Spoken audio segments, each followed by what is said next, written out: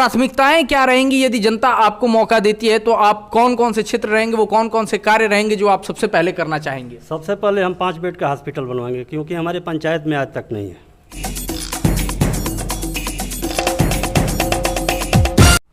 नमस्कार, मैं हूं दिव्यांश रंजन द्विवेदी और आप देख रहे हैं द पॉइंट मीडिया। खबर पक्की है। इस वक्त हम मौजूद हैं बिहार के गोपालगंज जिले में, और जैसा कि आप सभी को पता है कि बिहार में पंचायत चुनावों ने दस्तक दे दी है। ऐसे में हमारी कोशिश रहेगी कि ज़्यादा से ज़्यादा प्रत्याशियों तक, जनता तक पहुंच करके और सभी के विचारों का एक दूसरे तक आदान प्रदान कराया जाए। इसी कड़ी में हमारे साथ मौजूद हैं छठियाओं पंचायत से मुखिया पद के प्रत्याशी श्री रामेश्वर नाथ तिवारी जी। ज़्यादा भूमिका में समय न लेते हुए चलिए जुबान पर लगे तालों को हटाते हैं और सीधे आपको रूबरू कराते हैं इनके विचारों से। नमस्कार तिवारी जी, स्वागत है आपका द पॉइंट मीडिया पर। सबसे पहले आपको धन्यवाद, और आपके मीडिया से के चलते छठियाओं के जनता जनार्दन को प्रणाम, नमस्कार। और मेरा यही इच्छा है कि एक बार जनता हमको मौका दे।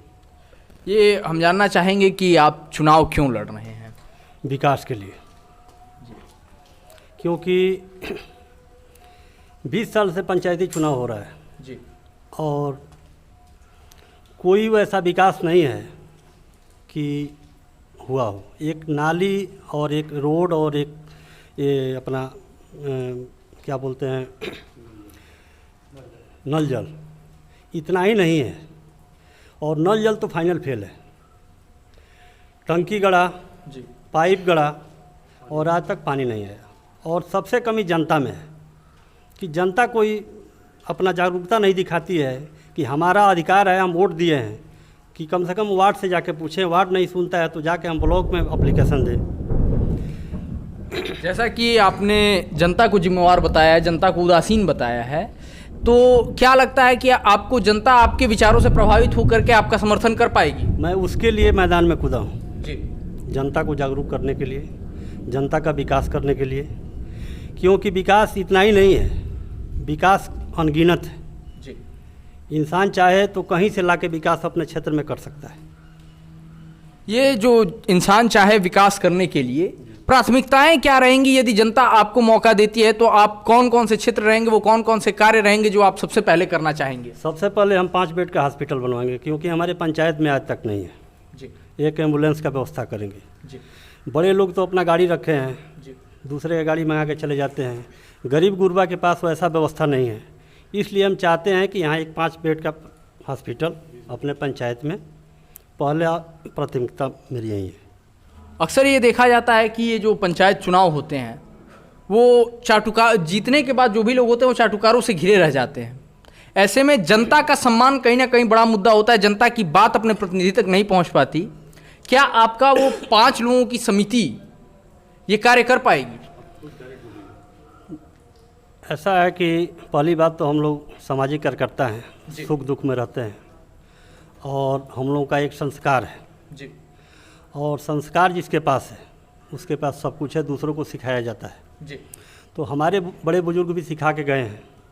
तो हमको ऐसा लेके चलना है कि जो वोट दे या न दे, जी, विकास सबके लिए करना है। जी, और रह गई बात, जनता को समझाना हमारा भी कर्तव्य है। जी, और पैसा कोई चीज़ नहीं है इस ज़माने में कि पैसा दे के हम वोट ले लेंगे।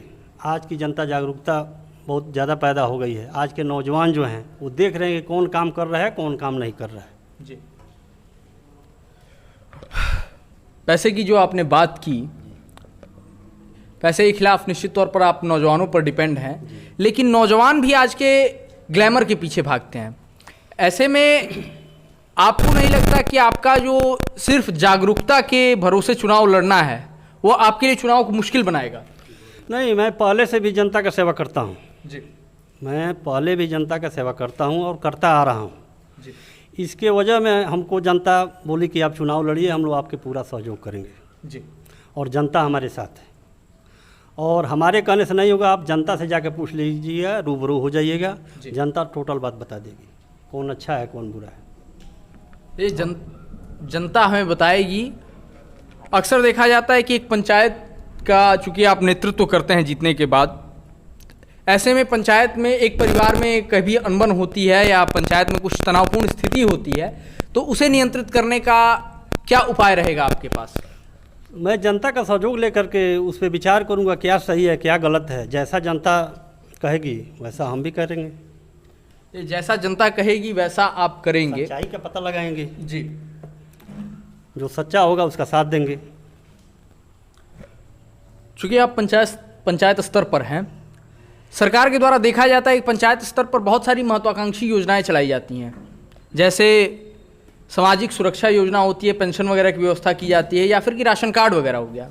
ऐसे में आपके पंचायत में इसकी वर्तमान में स्थिति क्या है, और यदि जनता आपको मौका देती है तो आप उसमें कैसा बदलाव करना चाहेंगे? स्थिति तो बहुत ख़राब है।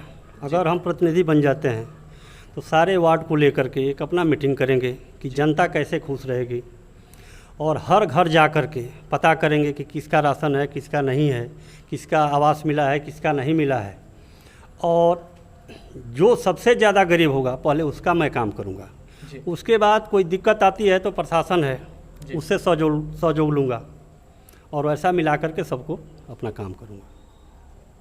अभी जैसे कि हमारा देश एक महामारी के दौर से गुजर रहा है विगत 2 वर्षों से, ऐसे में आपके क्षेत्र में इस महामारी के दौर में जो वर्तमान आपके समाज के नेता हैं उनकी क्या भूमिका रही, कि वो आपके मुख्य विपक्षी हैं और एक विपक्षी ही अपने विपक्षी का सही मूल्यांकन कर पाता है, और आपकी क्या भूमिका रही? देखिए, मैं तो कुछ था नहीं ना, प्रतिनिधि हूँ जी। इस बार मैं उठा हूँ जी। और मैं दूसरे का बात नहीं करता हूँ। हमारे पास जो मैं सक्षम हूँ, जो बल है, जो धन है, उससे मैं जितने भी प्रवासी आए सबको स्कूल में व्यवस्था किया, भोजन दिया, पानी दिया, उसके बाद मास्क बांटा। और हम लोग देखिए दिखावा वाला काम नहीं करते हैं जी, कि कुछ बांट करके फ़ोटो खींच करके और हम लोग व्हाट्सएप पर डाल दें, फेसबुक पर डाल दें, वैसा हम लोग का संस्कार नहीं है। हम लोग दिल से करते हैं, दिखावे के लिए नहीं करते।